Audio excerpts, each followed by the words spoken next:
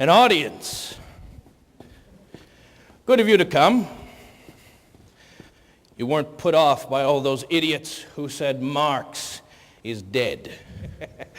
I didn't mind his bad English. It was his way of thinking that put me off. He was an embarrassment. He was a satellite encircling my words, reflecting them to the world, but distorting them. And then he would defend those distortions like a fanatic, denouncing anyone who interpreted them differently.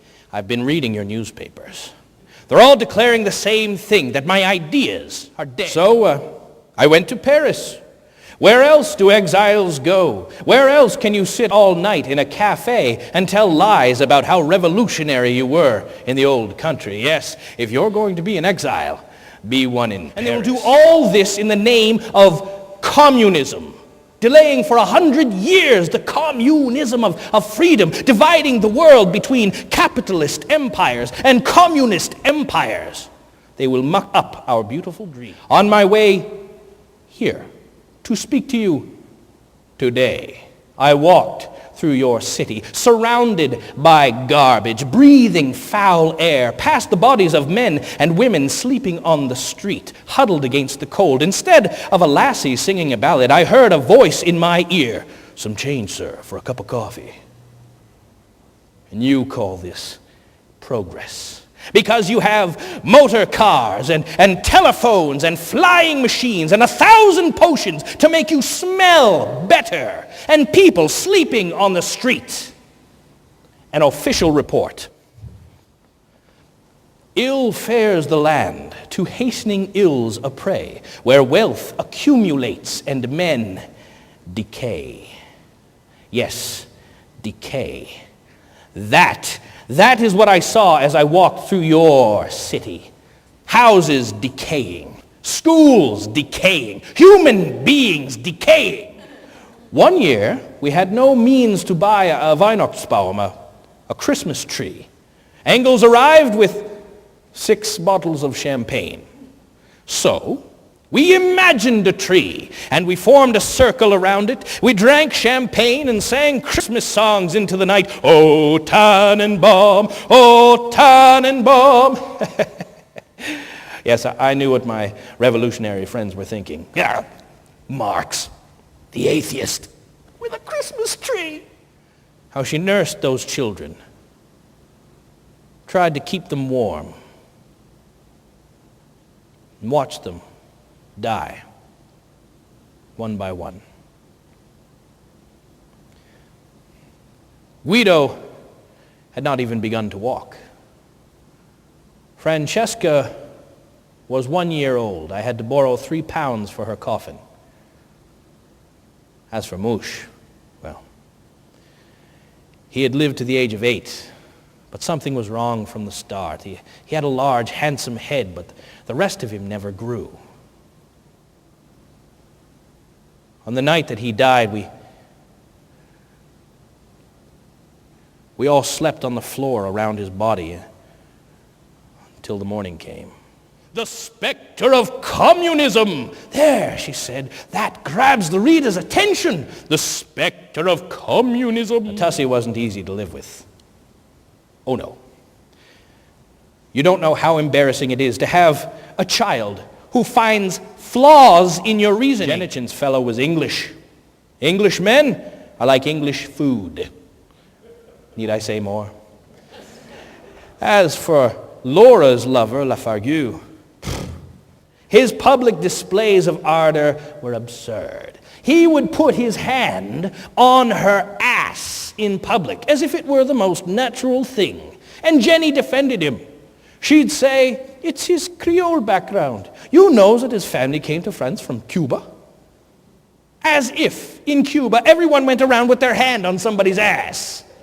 All this I saw and heard on my way home from the British Museum under the gas lamps that had just been lit, until I got to Dean Street and had to wade through the mud and the sewage, all the while thinking at the care they took in paving the streets of the wealthy neighborhoods. I suppose it's only appropriate, though.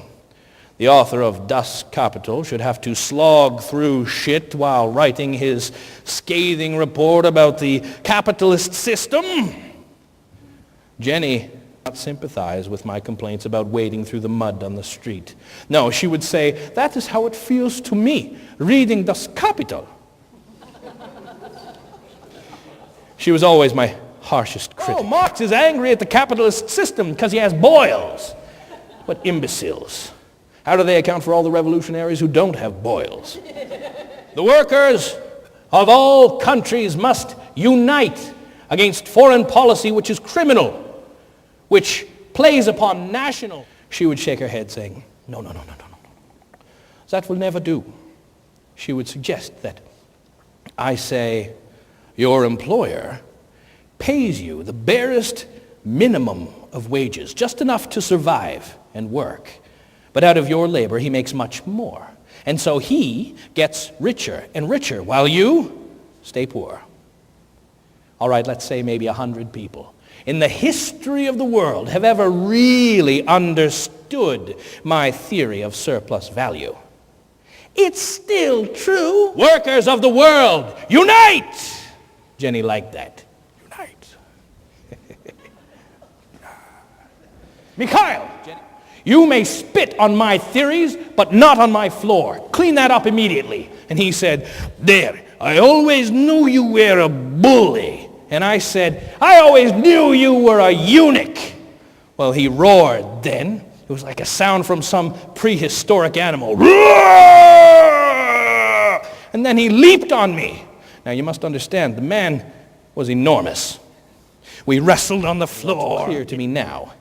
I was too damn certain. But now I know anything is possible. You just have to get up off your ass. Is that too radical for you?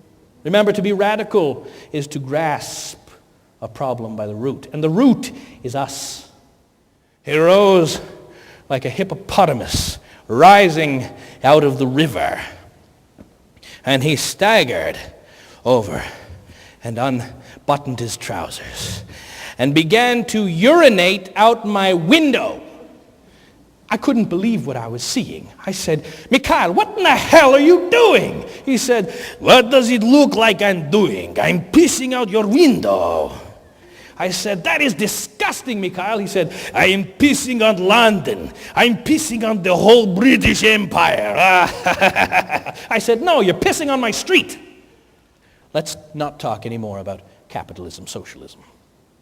Let's talk instead about using the enormous wealth of the earth for human beings.